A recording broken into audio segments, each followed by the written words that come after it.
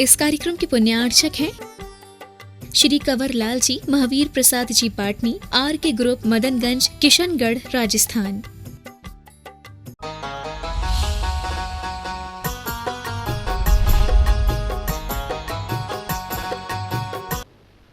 एक टाइम होता है सुबह लगभग 9:30-10 बजे से लेकर के 12 बजे तक का टाइम ही भोजन के लिए सही टाइम माना जाता है। आप देखोगे जब आपको सबसे ढंग से अच्छी भूख लगेगी। अगर आपने इस टाइम का उल्लंघन कर दिया, आप 2 बजे 3 बजे कभी भी अपने मन से भोजन कर रहे हो, तो भोजन तो कर लोगे, भूख तो लगेगी, लेकिन वह बॉडी का सारा सिस्टम बिगाड़ देगा, दिनचर्या के हिसाब से बिगाड़ देगा। क्योंकि दिन में हमारी बॉडी के कुछ अवयव विशेष रूप से काम करते हैं, रात में कुछ अवयव विशेष रूप से काम करते हैं। यह भी एक साइंस है कि बॉडी में सबसे पहले जब हम सुबह जल्दी उठते हैं तो सबसे पहला हमारे शरीर में लंग्स काम करना शुरू करते हैं, फेफड़े।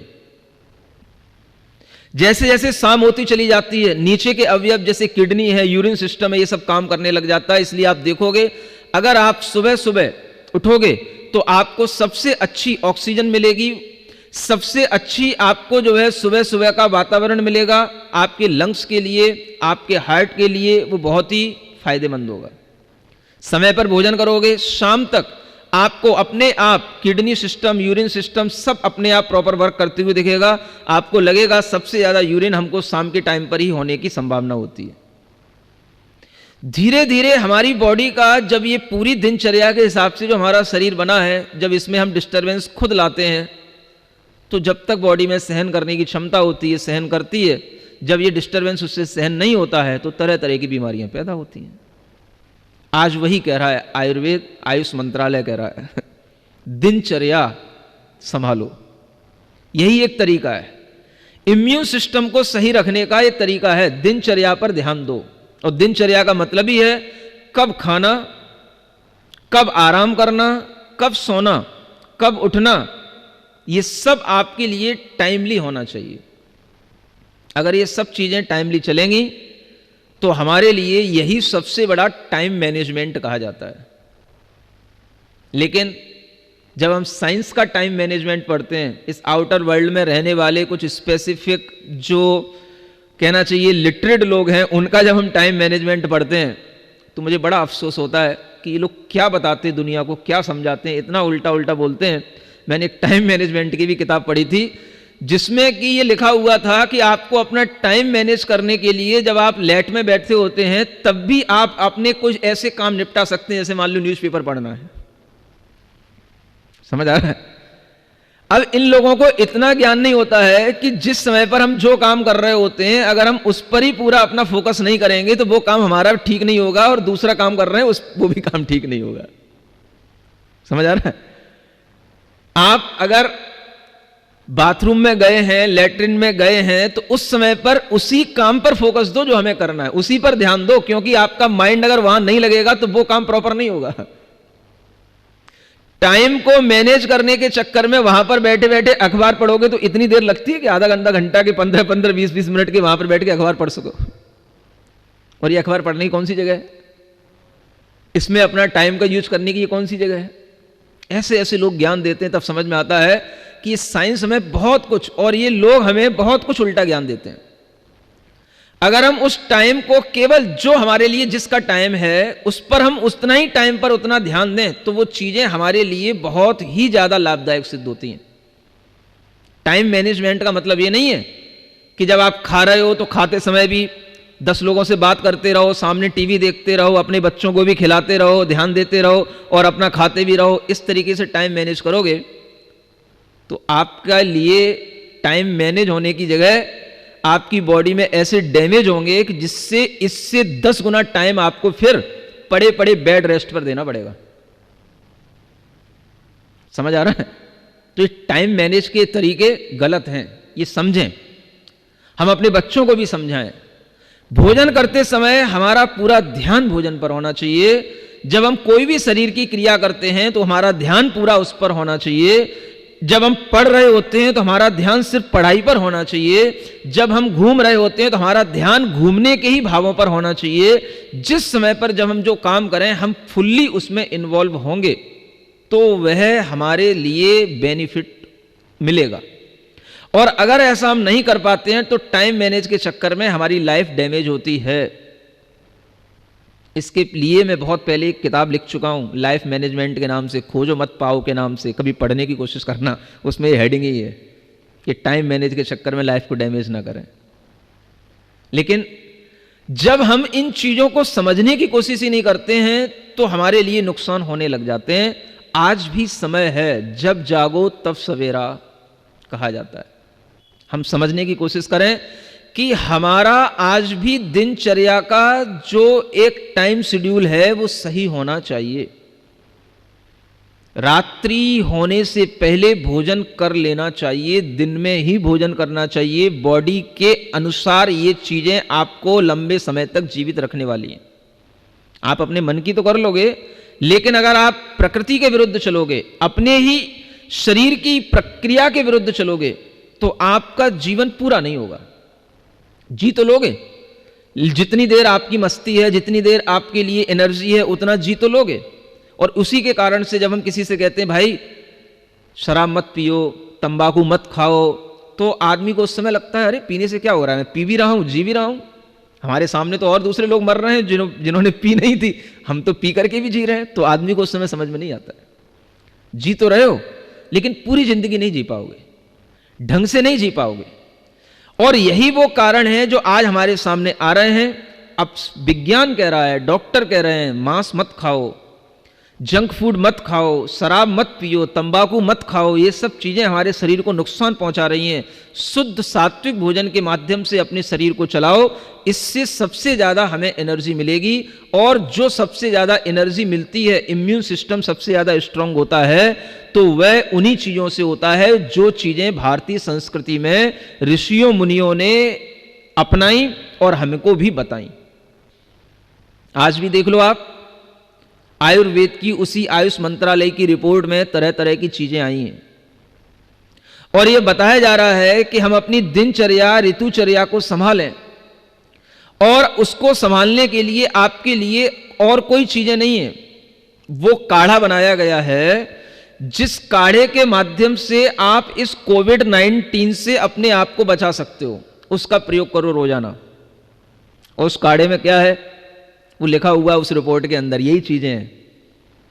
दालचीनी, सौंठ, मुनक्का, तुलसी, समझ आ रहा है, और ये काली मिर्च, इनका काढ़ा बनाओ। इस काढ़े को बना करके इसको पियो, इससे आपकी इम्यूनिटी बढ़ेगी। इसके माध्यम से आपके शरीर में रोगों से लड़ने की क्षमता आएगी। हमारे शरीर में जो WBC अपने आप काम कर रहे हैं, अगर वो कहीं काम करते करते वीक हो जाते हैं तो उनको हम पोटेंसी दे पाएंगे कि हाँ भाई और अच्छे से काम करो। जैसे कि देश की सीमाओं पर मिलिट्री खड़ी रहती है, अगर हम उसको सही समय पर उसकी सुविधाएं, भोजन इत्यादि पहुंचा देते हैं तो वो और अच्छे ढंग से काम करने लग जाती है। वैसे ही आज हमारे शरीर के लिए ये चीजें जरूरी हैं। चाय और तमाम तरह के ड्रिंक्स, जो कोल्ड ड्रिंक्स हैं, तरह की पेप्सी वगैरह हैं, इन सब चीजों को बिल्कुल ही अवॉइड कर लो, इनसे बिल्कुल बच लो, नियम ले लो। चाहे ये कोविड-19 रहे या ना रहे, हम इन चीजों को नहीं खाएंगे। ये हमारे लिए ज्यादा अच्छी चीजें हैं। अगर हम इन चीजों को खाने की आदत बनाए रखते हैं या कभी कभार भी खाते हैं तो ये समझ लेना चाहिए कि कभी कभार भी हम अपने सिस्टम को जरूर डिस्टर्ब तो करते ही हैं, माने हम अपनी हिंसा खुद करते हैं। ये हमारे लिए सेल्फ केयर की चीजें हैं जो स्वयं हमें करना सीख लेना चाहिए थी। आज हम पुनः उन्हीं जमीनी चीजों पर आ रहे हैं और साइंस उन्हीं के लिए आपको प्रमोट कर रही है कि आप अपनी दिनचर्या और अपनी ऋतुचर्या को संभालें। दिनचर्या का मतलब समझ में आ गया? अपनी डेली जो 24 आवर्स का जो अपना दिन होता है, रात होती है, उसकी जो साइकिल होती है, उसमें जो हमारे चीजें होती हैं, खाना, सोना और उठना, ये 3 चीजें उसमें सबसे महत्वपूर्ण होती हैं। अगर ये 3 चीजें समय पर होती रहीं तो हमारी दिनचर्या सही बनी रहेगी। इसके साथ साथ एक ऋतुचर्या भी होती है। ऋतुचर्या का मतलब सीजनेबल, हमें कुछ ना कुछ सीजन जैसे जैसे बदलते हैं, हमें देखना पड़ेगा, समझना पड़ेगा कि कौन सी चीज़ों से हमें अपने आप को बचाना है और उस सीजन में कौन सी चीज़ें हमें प्राथमिकता के साथ में उनको हमें ग्रहण करना है, ये भी बताया गया है। अगर हम ग्रहण करने वाली चीज़ों की नॉलेज ना रखें तो हमें यह बताया गया है कि आप इन चीज़ों से बचो, प्रिवेंशन हमेशा दी गई है। मैंने बहुत पहले कुछ दोहे पढ़े थे इस पूरे 12 मास के प्रिवेंशन करने के लिए कि आपको किस महीने में क्या चीज से बचना है। सुना दूं? अगहन जीरा पौसे धना, माघे मिश्री फागुन चना, चैते गुड़ वैशाखे तेल, जेठे राई अषाढ़े बेल, सावन नींबू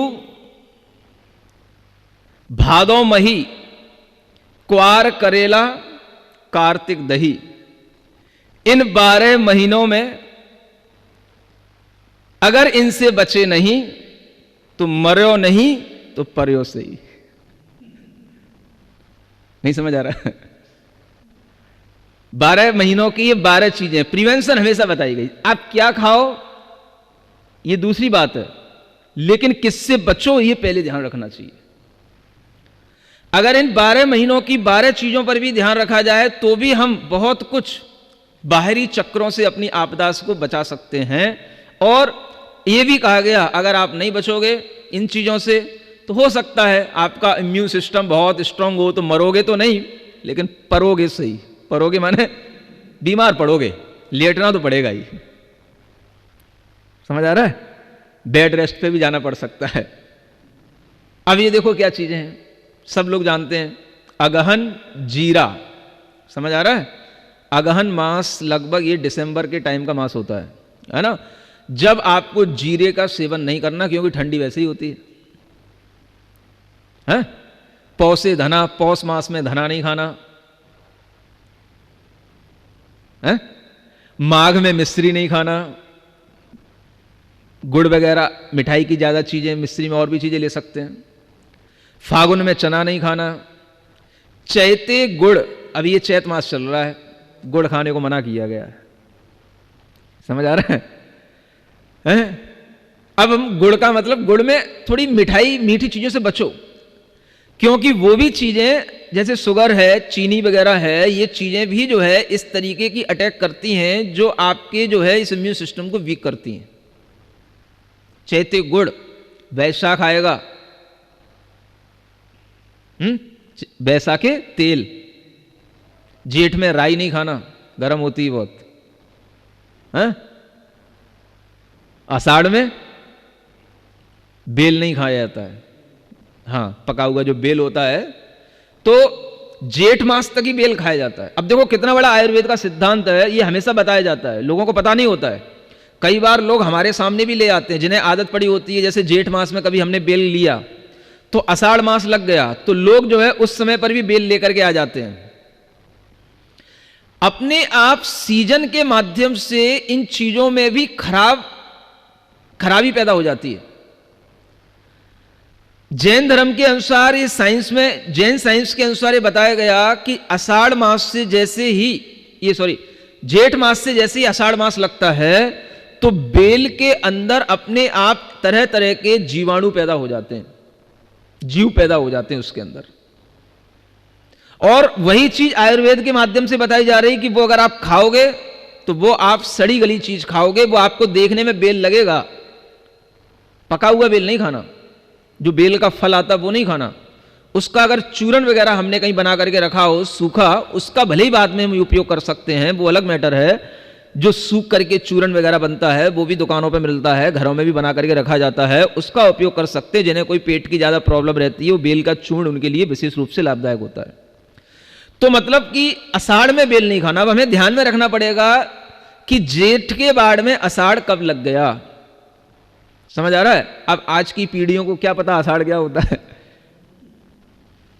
जेठ आषाढ़ है।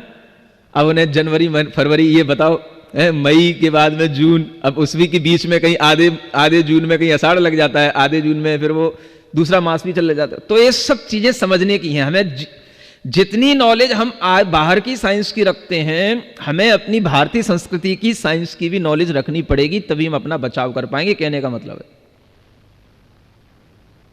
सावन में नींबू नहीं खाया जाता है, क्योंकि उसमें जिस तरीके की खटास होती है उसके कारण से बहुत जल्दी बुखार आने की संभावना होती है, गला पकड़ने की संभावना होती है। वो सावन के लिए मना है। और भादों में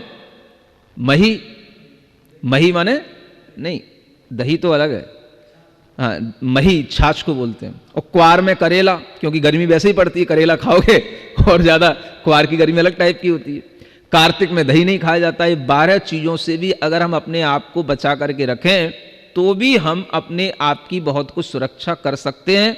और इसमें दोनों चीजें हैं, जो खाने वाली चीजें हैं उनमें जीवों की उत्पत्ति ज्यादा होगी, वो खाओगे तो शरीर में एंटीबॉडीज बनना बंद हो जाएंगे या कम बनेंगे, जो आपकी इम्यून सिस्टम को प्रभावित करेंगे। अब ये देखो कितनी बड़ी चीजें हैं। जैन दर्शन हमेशा इस बात पर जोर देता है कि इसमें हम क्यों नहीं खा रहे हैं इसको, तो जैन दर्शन हमेशा ये कहेगा इसमें जीवों की उत्पत्ति हो रही है, तो लोग नहीं मानते हैं। आयुर्वेद कहेगा कि ये खाने से हमारे शरीर में वात पित्त कब प्रकपित होंगे, तो लोग कहते हैं कुछ नहीं होगा, वो भी नहीं मानते हैं। तो जब लोग इस तरीके से हमारे इस धर्म को, साइंस को जब इस तरीके से इग्नोर करने लग जाते हैं, तब उनके लिए परेशानियां पैदा हो जाती हैं। और आज हम देख रहे हैं, हमें इन्हीं चीजों को समझने की जरूरत है। आयुष मंत्रालय आपके लिए यही रिपोर्ट दे रहा है, कोरोना वायरस कोविड-19 से बचने का कोई भी तरीका नहीं है। आप अपनी दिनचर्या और ऋतुचर्या को संभालो। जो मैंने आपको यहां बताया है उसके अनुसार अपने आप को संभालने की कोशिश करो। और वर्तमान में जो आपको काढ़ा बताया है उसका सेवन करो, गर्म पानी का भी बताया था एक दिन, उसका भी सेवन करो। ठंडी चीजें खाने से बचो, लंबे समय तक बचो। Cold drinks, ice cream, Pepsi, Coca Cola, ये सब चीजें एकदम से जहर हैं, गंदी चीजें हैं। बर्फ की ठंडी ठंडी चीजें, ठंडा ठंडा पानी कई बच्चों को पीने की आदत होती है, उन्हें बचाएं।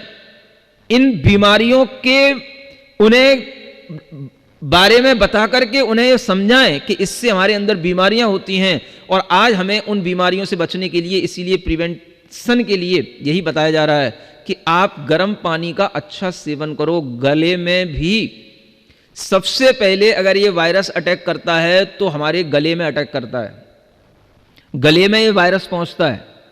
और गले को साफ रखोगे तो उसके लिए यही तरीका है कि आप गर्म पानी पियो, गर्म पानी की ही गरारें करो, हल्का सा उसमें नमक डाल करके या हल्दी डाल करके। जैसे ही आपको लगने लग जाए कि गला खराश पैदा कर रहा है, चिपक रहा है, यही एक तरीका है। और अगर ये वायरस गले में अगर कंट्रोल नहीं हुआ, आपने गर्म पानी के सेवन से इसको गले से हटाया नहीं, तो ये फिर लंग्स में पहुंच जाता है। फिर वहां से हटाना इसके लिए मुश्किल हो जाता है। फिर ये जो है तरह तरह की फिर वहां से बीमारियां, फिर ये अपनी कोशिकाओं को इस तरीके से जकड़ने की कोशिश करने लग जाता है कि सब लंग्स के सिस्टम को, हार्ट के सिस्टम को डिस्टर्ब कर देता है। फिर खून की उल्टियां होती हैं और उसी के कारण से डेथ होती है। तो ये सबसे पहली जो हमें जरूरत बताई जा रही है, हमेशा से कहा जाता आ रहा है, हम साधु लोग हमेशा 2400 घंटे में एक बार भोजन करते हैं, एक बार पानी पीते हैं, लेकिन वो पानी गर्म पीते हैं, तभी हम पूरे 24 घंटे तक प्यास की बाधा से रहित और शरीर को सही ढंग से चला पाते हैं। हम 12 महीने गर्म पानी पीते हैं। लोगों को सोच करके आश्चर्य लगेगा, गर्मी में भी गर्म पानी, गर्मी में भी गर्म पानी, गर्मी ही गर्मी को मारती है। गर्मी की प्यास भी आपको गर्म पानी से ही बुझेगी, ठंडे पानी से नहीं बुझेगी। आप कोशिश करो, समझ आ रहा है? तो ये जो साधुओं की दिनचर्या बनी हुई है, इससे ही कुछ सीखने की कोशिश करो कि साधु कब भोजन करता है, कैसा भोजन करता है, क्या क्या भोजन में लेता है। तो ये दिनचर्या और ऋतुचर्या पर ध्यान दो। ये हमको आयुष मंत्रालय के माध्यम से ज्ञान में आया। मैं आपको बता रहा हूं, वहां पर इतनी डिटेल नहीं दी है, ये डिटेल तो मैंने की है लेकिन वहां पर केवल एक पॉइंट नोट है कि दिनचर्या और ऋतुचर्या के माध्यम से ही हम अपने लिए प्रिवेंशन कर सकते हैं और इन चीजों से अपने आप को बचा सकते हैं। इस वायरस से बचने का उपाय है prevention is better than cure. ये प्रोवर्ब हमेशा याद में रखो, ठीक है? थोड़ा सा इस वायरस से बचने के लिए, इम्यून सिस्टम को और स्ट्रांग बनाने के लिए मेडिटेशन भी बताया जा रहा है और आयुष मंत्रालय के माध्यम से ही बताया गया है। तो हम थोड़ा सा मेडिटेशन के माध्यम से भी इसको स्ट्रांग बनाने की कोशिश करते हैं। और मैं आपसे एक चीज बताना चाह रहा हूं कि आप एक बहुत अच्छे ढंग से अपने शरीर की अंतरंग अवयवों की मालिश और अपने अंतरंग अवयव जो हमारे इनर ऑर्गन्स होते हैं, जैसे कि किडनी है, लीवर है, हार्ट है, लंग्स हैं, इन सब के लिए पोटेंसी दे सकते हैं। एक ऐसी चीज मैं आपको बता रहा हूं। ओम अरहम नमः का नाद आप अगर आपको बैठ करके अच्छे ढंग से नहीं होता है तो आप लेट करके भी कर सकते हैं। जरूरत इस बात की है कि हमारा पेट भीतर की ओर जाना चाहिए। अब कई लोगों का पेट बैठ करके भीतर की ओर नहीं जा पाता हो तो आप लेट करके भी इसको कर सकते हैं। सुबह खाली पेट और शाम को सोने से पहले अगर आप इस ओम अरहम नमः का जो मैं प्रोसेस बता रहा हूं इसको आप करेंगे, आपका इम्यून सिस्टम बढ़ेगा, उसमें मजबूती आएगी। उसका तरीका समझने की कोशिश करें क्या है। ओम अरहम नमः का हमें नाद करना है तो ओम बोलते समय पर हम अपने पेट को भीतर की ओर ले जाएं।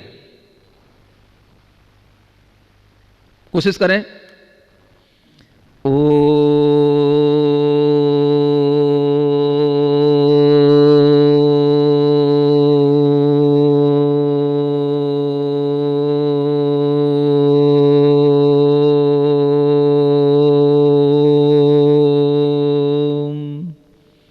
पेट को भीतर ही रोके रखें, कोई आपको दिक्कत नहीं हो रही है, पेट भीतर रुका हुआ है, अरहम बोलना शुरू कर दें।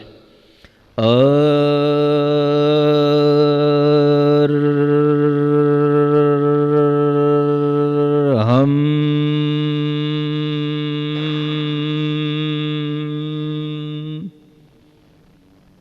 नमः बोलते हुए पेट को ढीला छोड़ दें। नमः। पेट को सामान्य स्थिति पर लाएं, पूरा पेट फूलने दें, पूरी वायु पेट के अंदर जाने दें, ऑक्सीजन।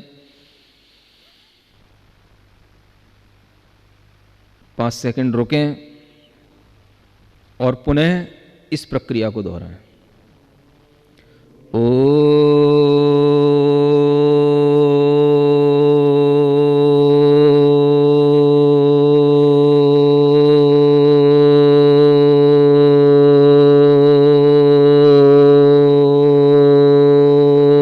पेट को पीठ से चिपका के रखे रहें।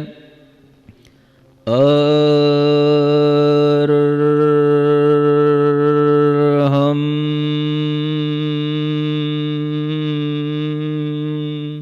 आंख बंद करके इस पूरी प्रक्रिया को करें। नमः बोलते हुए श्वास छोड़ें। नमः।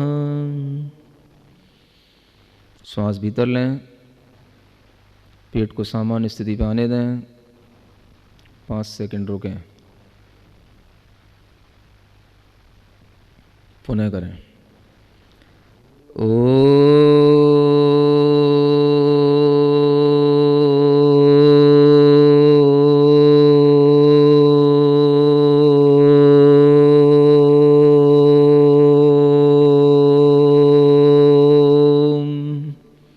पेट को रोक के रखें।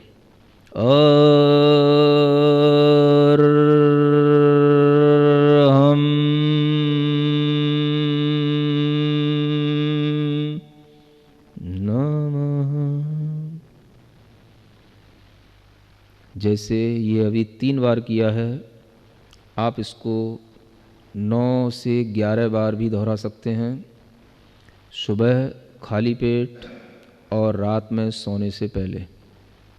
इसके बाद में मेडिटेशन के भाव में बैठें, गहरी लंबी श्वास लें,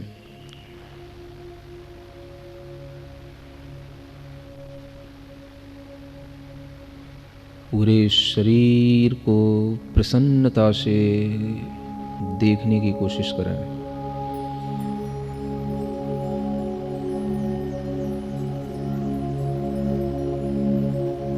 शरीर के एक एक अवयव को प्रसन्नता से देखें।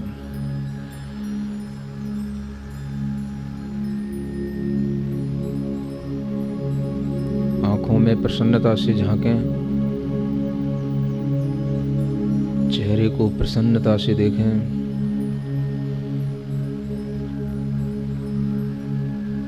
गले में प्रसन्नता से मन को रखें,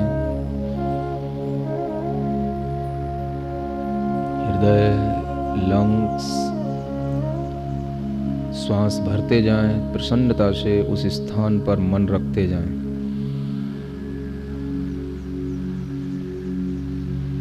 और नीचे उतरें, स्प्लेन, लीवर, नाभि के बीच शक्ति केंद्र, प्रसन्नता से श्वास हर स्थान पर पहुंचाएं।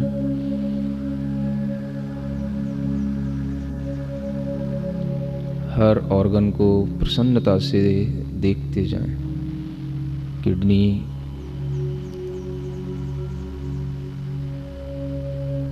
पूरे स्टमक के अंदर,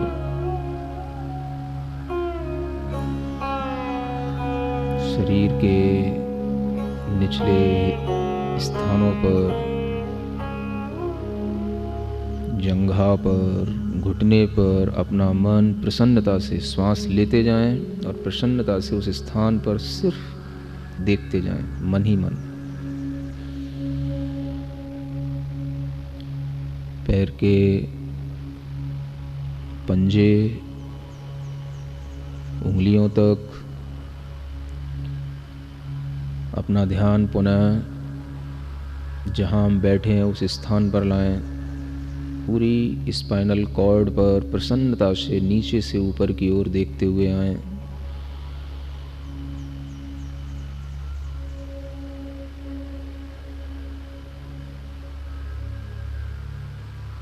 कंधों के पास, राइट आर्म पर, लेफ्ट आर्म पर, फिंगर्स पर प्रसन्नता से पूरे शरीर को एक बार देखें।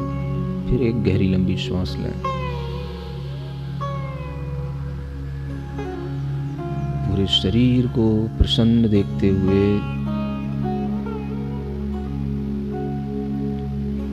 अपने चैतन्य आत्मा की ओर अपने मन को लाएं। शरीर को बिल्कुल छोड़ने की भाव में, शरीर मेरा प्रसन्न है, मैंने इसे छोड़ दिया है, अब मैं सिर्फ पूरे शरीर में फैले हुए अपने चैतन्य महाप्राण को देख रहा हूं। चैतन्य महाप्राण, यह सोर्स है पूरे शरीर के अंदर प्राणों को प्रवाहित करने का। उस एग्जिस्टेंस की ओर देखें जिसके होने पर ही इस शरीर के अंदर सभी चीजें बन रही हैं, बह रही हैं। उस चैतन्य प्राण की शक्ति बढ़ाएं। चैतन्य प्राण में जान फूकें इस भावना के साथ, चैतन्य स्वरूपो हम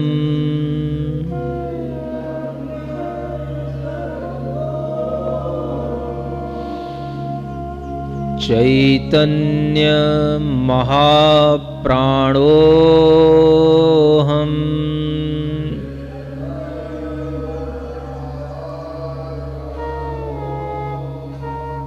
पूरे शरीर के इम्यून सिस्टम का सबसे मूल आधार हमारा चैतन्य महाप्राण है। पूरे शरीर के अंदर जो ये चैतन्य महाप्राण फैला हुआ है, इस पर फोकस करें। मन को पूरे शरीर के अंदर करंट की तरह इनविजिबल है, उसकी मन को उसी चैतन्य महाप्राण पर लगाएं। मन से उसको देखने की कोशिश करें, भीतर की उस करंट को और बढ़ाएं। चैतन्य महाप्राणोऽहम्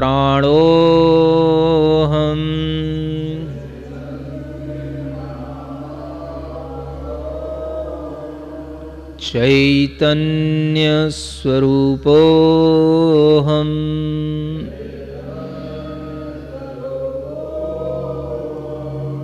गहरी श्वास लेते जाएं। पूरे शरीर में वह गहरी श्वास एक साथ फेंकें। पूरे शरीर के अंदर उसका प्रवाह एक साथ करें और साथ में अपने आप के अंदर ये भावना करते जाएं, महाप्राण शक्ति संपूर्णोऽहम्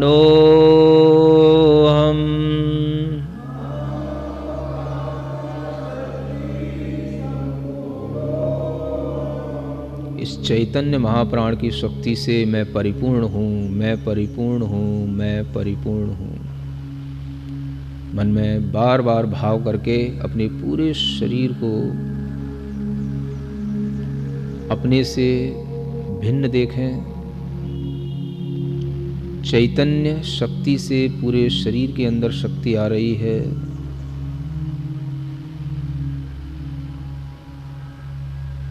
सोहम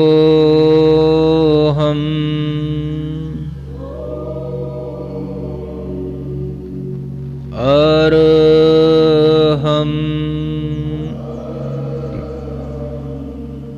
अरहम अरहम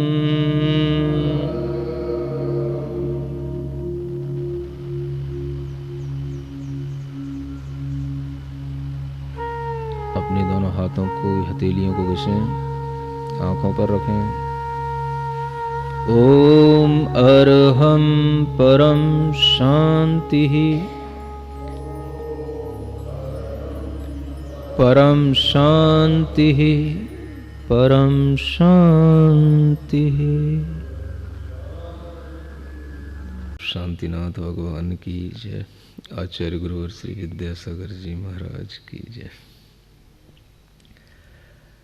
आप सभी लोग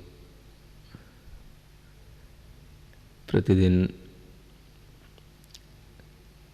कोरोना के कहर के बारे में नई नई बढ़ती खबरें सुन रहे हैं और यह आपदा निरंतर बढ़ती हुई ही प्रतीत हो रही है।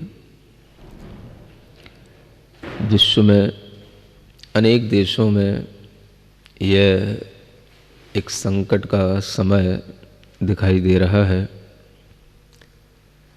अनेक लोगों को अनेक तरह की आपत्तियों का भी सामना करना पड़ रहा है और ऐसे समय में हर कोई देश एक दूसरे देश से भी एक सहायता मांग रहा है और जहाँ जिसके पास में जो सहायताएं, जो सुविधाएं उपलब्ध हैं, उनको उपलब्ध कराया जा रहा है। जब तक हमारा जीवन अपने ही तरीके से चल रहा था, तब तक हमने कभी सोचा भी नहीं था कि कभी कुछ ऐसा भी हो सकता है। लेकिन कहीं ना कहीं हमें भारतीय संस्कृति के ऋषियों मुनियों के वह सूत्र याद आते हैं और कहीं ना कहीं देश में प्रचलित कुछ कहावतें हैं जिन कहावतों के कुछ अर्थ हमेशा ध्यान में रखने योग्य होते हैं, उसी को ध्यान में रखते हुए हमें यह सोचना पड़ता है कि जो कुछ भी अभी वर्तमान में घटित होता हुआ दिखाई दे रहा है वो कहीं ना कहीं कुछ पुरानी अवधारणाओं के तहत हो रहा है। कहते हैं कि हर अति के बाद में एक इति आती है। अति का मतलब जब हम किसी चीज की अति कर जाते हैं तो फिर इति होती है। आचार्य महाराज ने भी कुछ ये बात मूक माटी में लिखी है। और एक चीज तो सभी भारतीय लोगों को पता होती है कि अति सर्वत्र वर्जेत, अति से हमेशा बचना चाहिए। अत्यंत अच्छा रूप होना भी अच्छा नहीं माना गया।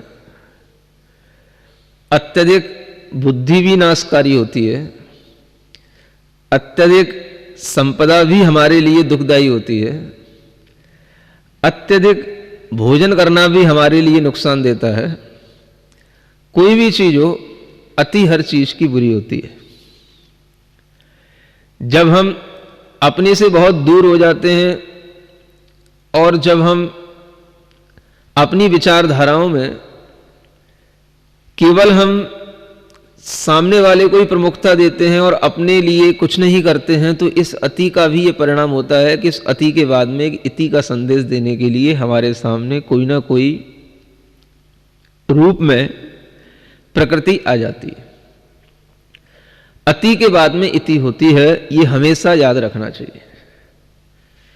जहां किसी भी चीज की एक्सेस जरूरत से ज्यादा हो जाएगी, वहां पर एक एंड का प्रकरण, उसका चैप्टर अपने आप आ जाएगा।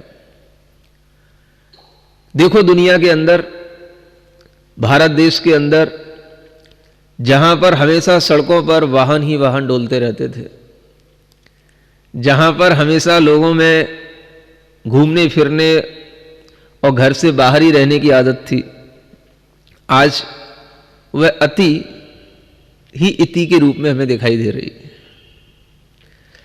एक हमारी यह जो अति हो चुकी है, वाहनों में अत्यधिक घूमना, वाहनों का अत्यधिक उपयोग करना, वाहनों का जरूरत से ज्यादा उपभोग करना, यह भी एक हमारे लिए समस्या है।